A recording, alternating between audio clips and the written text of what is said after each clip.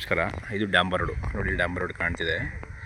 ಅಲ್ಲಿಂದ ಈ ರಸ್ತೆಗೆ ಅಟ್ಯಾಚ್ ಆದಂಗೆ 2 ಎಕರೆ 10 ಗುಂಟೆ ಮಾವು ಮತ್ತು ತೆಂಗು. ಅಷ್ಟೇನು ಡೆವಲಪ್ ಇಲ್ಲ, ಊರು ಪಕ್ಕದ ಜಮೀನು, ಲೇಔಟ್ ಆಗುವಂಥ ಜಾಗ ಇದು. ಹಲ್ಗೂರಿಂದ ಒಂದು 5 ಕಿಲೋಮೀಟ್ರ್ ಆಗುತ್ತೆ. ಮಾವು ಹಾಕಿದ್ದಾರೆ, ತೆಂಗು ಸ್ವಲ್ಪ ಹೋಗ್ಬಿಟ್ಟಿದೆ, ಡೆವಲಪ್ ಮಾಡ್ಕೋಬೇಕು.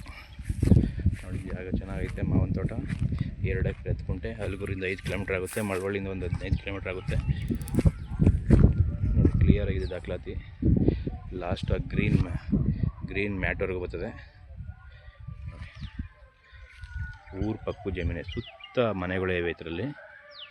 ಈ ಜಮೀನು ಪಕ್ಕ ಸುತ್ತ ಮನೆಗಳೇ ಇವೆ. 2 ಎಕರೆ 10 ಗುಂಟೆ ಜಾಗ.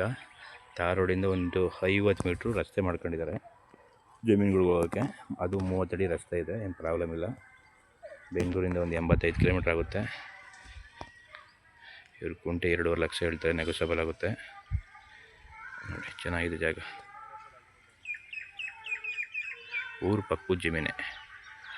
ಬೇಡ ಲೇಔಟ್ ಮಾಡೋರು ಸೈಟ್ ಖಾಲಿ ಆಗುವಂಥ ಜಾಗ ಇದು.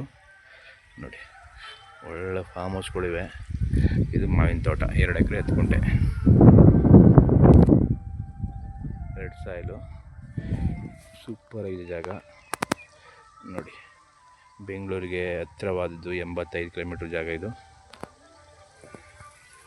Okay, thank you.